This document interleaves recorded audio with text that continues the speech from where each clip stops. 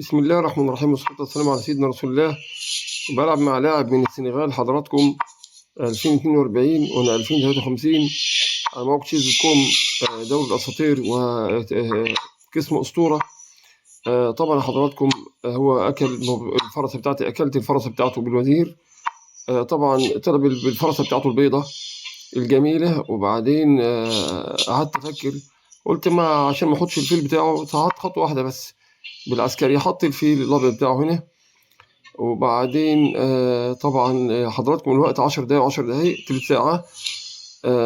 يا رب الجيب يعجبكم، لأن طبعا فيه بلندر صعب جدا أخطأ فيه وعمله بلندر قاتل، أنهى الدور مباشرة وبعدها استسلم.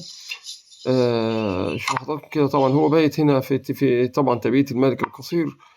وبعدين حاولت أضرب جناح الملك بقى بتاعه، طبعا أركز عليه هنا طبعا بالفيل والفرسة، وكمان الفيل التاني بفضل الله عز وجل الأبيض. طبعا الفيل الأسود باين يعني بصة أسطورية على الملك.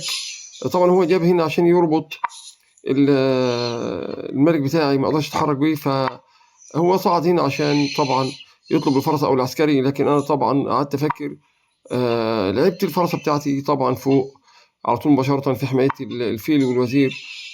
ما أكلش، أكلت الفرسة بتاعته البيضة الجميلة، والفرسة السوداء بتاعتي أكل بالفيل هو مباشرة. وبعدين صعدت كمان خطوة أمن طبعا الملك بتاعي. وقلت أحسن حاجة إن أنا طبعا أبيت تبيت عكسي بفضل الله عز وجل، عشان ده أزود الضغط والضرب والهجوم على جناح الملك بتاعه. لأن أنتوا حضراتكم شايفين 4 عساكر والوزير والفيلين والرخ بتاعي باصين بصة أسطورية خطيرة جدا. هو طبعا هنا برضه حاول يضرب جناح الملك، فطبعا أمنت الأول، وبعدين عمل بلندر خطير جدا، حط وزيره أكلته وانتهى الدور برجال شرف. عمل لكم الفيديو. السلام عليكم ورحمة الله وبركاته.